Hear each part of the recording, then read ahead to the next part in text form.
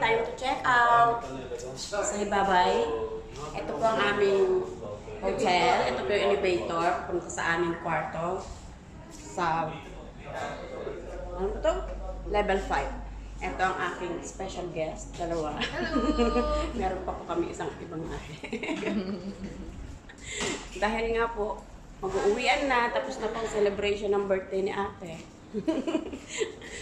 Pa-extra po. Backdoor parking daw, guys. Backdoor. Hi, Kuya. Say bye-bye. See you in the Philippines, inshallah. Thank you, brother. Bye-bye. Ayan po. Tapos na pong birthday ni ate, kaya pauwi na po kami. Mag-check out na.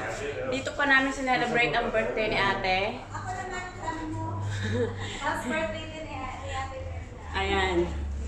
Ayan, susunod naman daw po si ate. No. Say hello. Say hello, brother.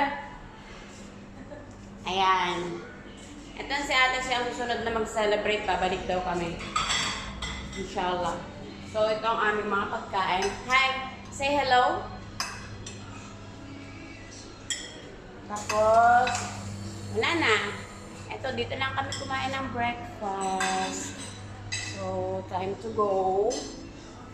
Yan. Yan, binaon na namin lahat yung kape.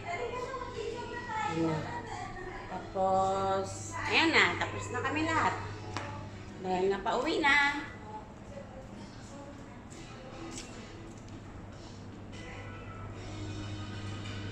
Ayan, salamat.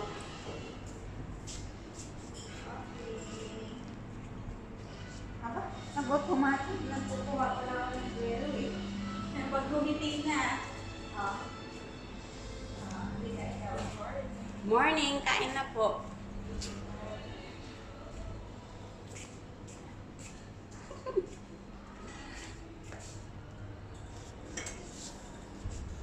Ito ang labas ng yan. Si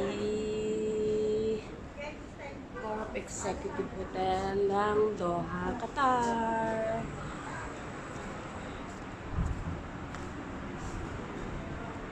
Yan, kuha na natin sila ate. Naglilitrato dito. Ay, sorry po!